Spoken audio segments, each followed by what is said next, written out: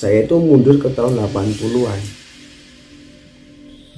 untuk menggambarkan apa yang ibu itu omongkan, ibu warung yang omongkan itu. Saya masuk secara nggak sadar nih, saya masuk ke situ.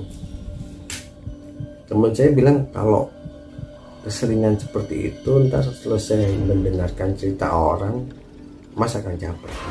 Nah, ini saya rasakan bener ya. Kalau ada orang cerita dan saya masuk ke ceritanya dia itu, setelah itu saya masih capek.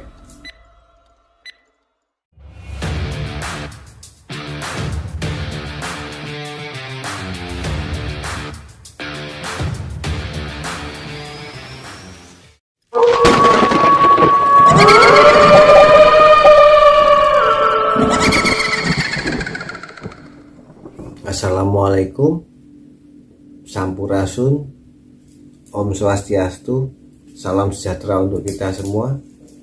Ketemu lagi di channel Jiwa Tua 2. Nah, saya kali ini mau bercerita mengenai menerawang. Bukan penerawangan ya, tapi menerawang. Dalam dunia metafisika, menerawang atau penerawangan itu sudah umum. Seseorang menerawang si A, si B, atau menerawang suatu tempat, atau menerawang residual energi, atau past life, past apapun itu ya. Nah, kali ini saya mau bercerita kejadian sekian tahun lalu. Ini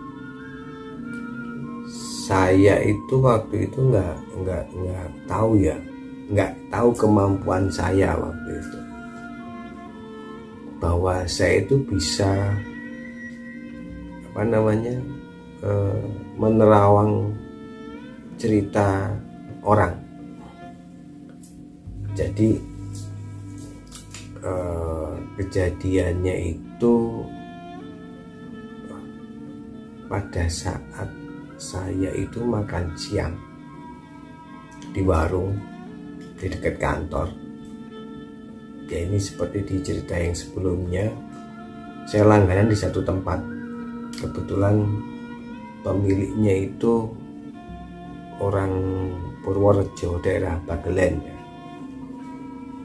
Awalnya dia sih nggak mau membuka bahwa dia juga bisa kan, tapi lama-lama dari pembicaraan itu ya tebak-tebak buah manggis ya, saya tembak langsung, akhirnya dia ngaku kan.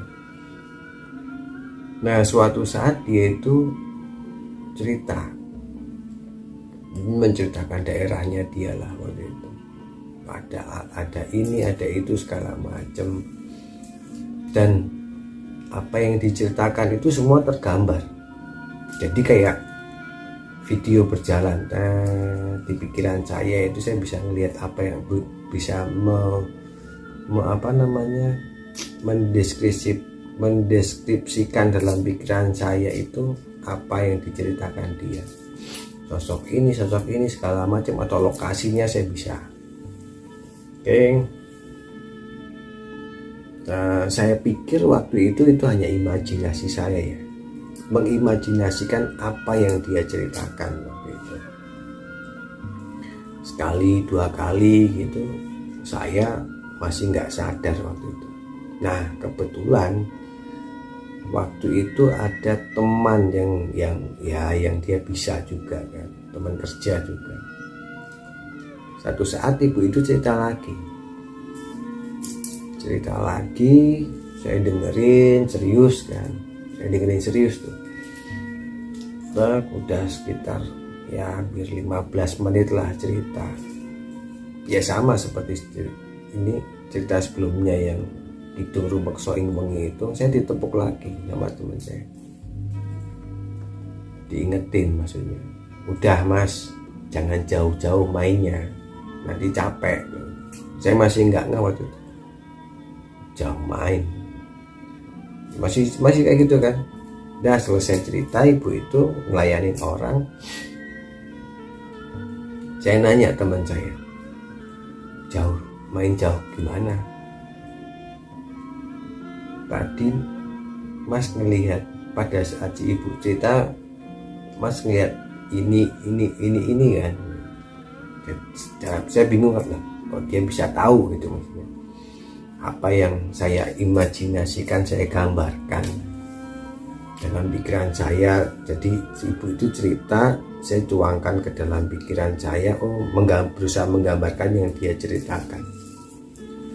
Teman saya cuma bilang, ya itu Mas nggak sadar, sebenarnya Mas itu sebenarnya saya itu masuk ke masa atau waktu di saat ibu itu mengalami hal itu.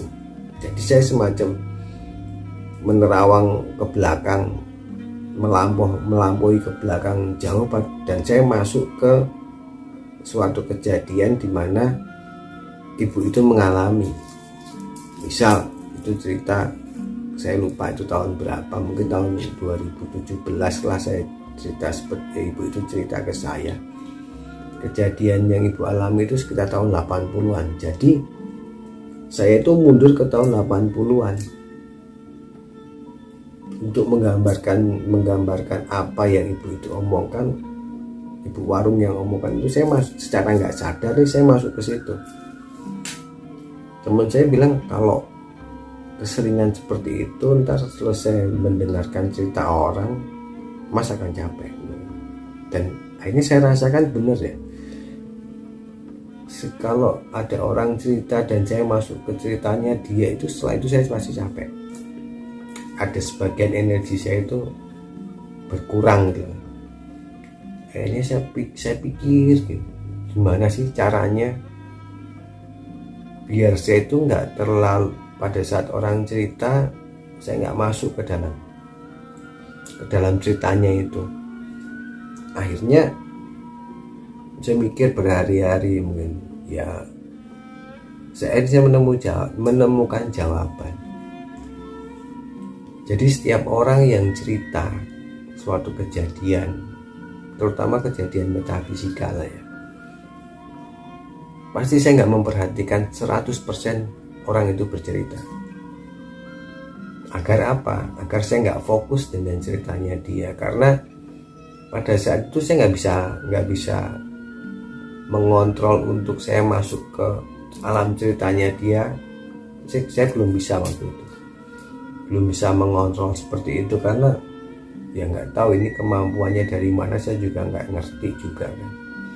Akhirnya saya belajar, setiap orang bercerita mengenai hal-hal tertentu gitu, saya mendengarkan, saya tanggapin segala macam, tapi saya berusaha untuk tidak benar-benar fokus ke cerita itu, konsentrasi mendengarkan, enggak. Ya saya kalau ada orang cerita ya sekedar dengar, dan itu berhasil.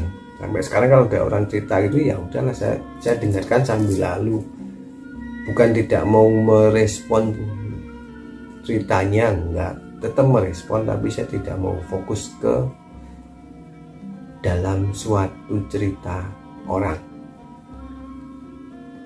Oke, teman-teman, itu salah satu pengalaman misteri ya, mistis lah, tidak berkaitan dengan hantu, cuman itu berkaitan dengan kemampuan diri manusia.